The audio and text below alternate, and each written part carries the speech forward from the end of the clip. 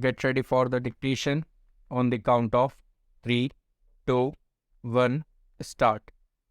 Sir, planning is the vital instrument we have adopted to realize the social objectives enshrined in our Constitution. Through the 5-year plans, we have already achieved a significant increase in the national income in the past 18 years and laid the foundations of technological advance. The plan is fast modernizing our agriculture and strengthening and diversifying our industry. Above all, it has reinforced national unity and purpose. The attack on our territory in 1962 and again in 1965 forced us to modify the pattern of national expenditure. Before we could reconcile the competing claims of development and defense, drought struck us. Foreign credits became uncertain. Recession followed. All these seriously restricted our freedom of choice. We had to divert our energies to fight drought and near famine and their aftermath. For some time, long-term planning had to be virtually suspended, but we succeeded in turning adversity to good use. We concentrated on import substitution, which further enlarged our industrial base. This, along with the need for more foreign exchange, put us on the path of a more fruitful export drive. We maintained our investment in development work, especially in intensive agricultural programs. A new period has now opened. There is a welcome upsurge in the economy, and the increases in agricultural production have brought us nearer to self-sufficiency in food grains. But inevitably, there are other problems and a fresh challenge to face.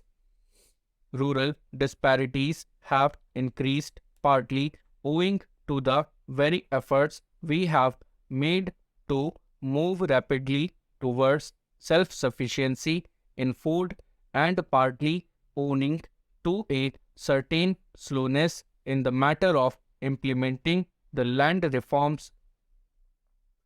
Although the industrial recession has been curbed, new industries are not coming up fast enough, and unemployment, especially of technically trained persons, continues to be acute.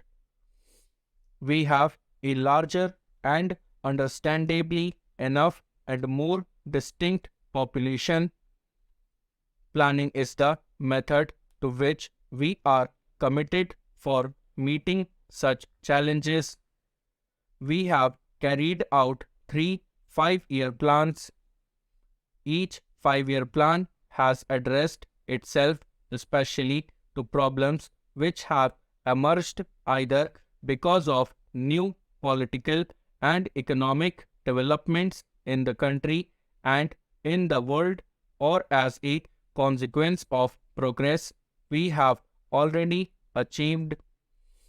The priorities and the emphasis have necessarily changed and have had to be adjusted from plan to plan, but we have always kept in view our long-term objectives and their achievement. The 7th plan represents a conscious, internally consistent, and carefully thought out program for the most efficient exploitation of our resources possible in existing conditions. The basic aim is to raise the standard of living of the people, especially of the less privileged sections of society. Our planning should result not only in an integrated process of increased production but rational distribution of the added wealth. The overriding inspiration must be a burning sense of social justice. While increased production is of the utmost importance, it is equally important to remove or reduce and prevent the concentration of wealth and economic power. The benefits of development should accrue in increasing measure to the common man and the weaker sections of society so that the forces of production can be fully unleashed. A sense of involvement or participation by the pupil as a whole is vital for the success of any plan of rapid economic growth. This can only be evoked by securing social justice by reducing disparities of income and wealth and by redress regional imbalances.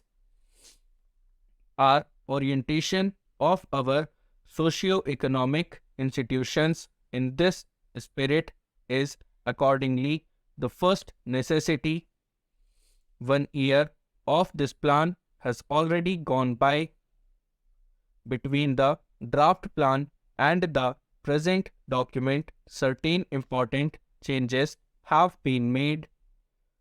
The projected investment in the public sector has been stepped up so as to enable us to undertake a larger and bolder agenda of work.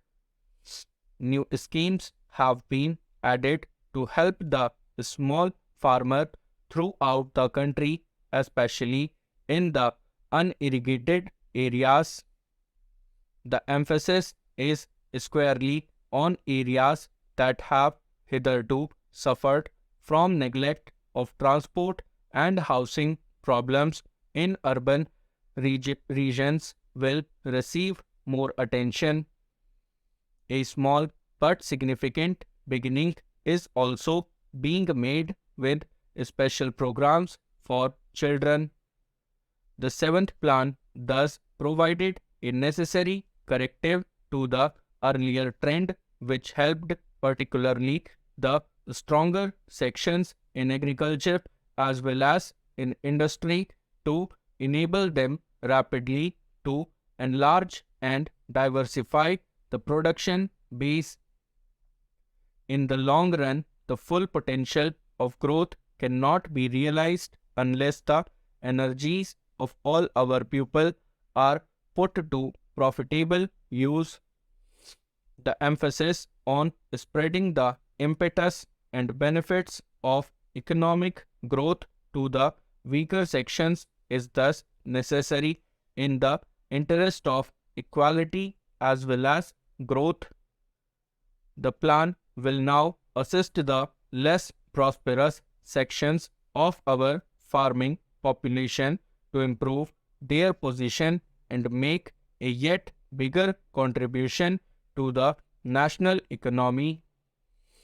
Greater industrial activity and the modernization of agriculture by adopting intensive methods of cultivation and irrigation would mean that a larger proportion of young men seeking jobs could find employment nearer home.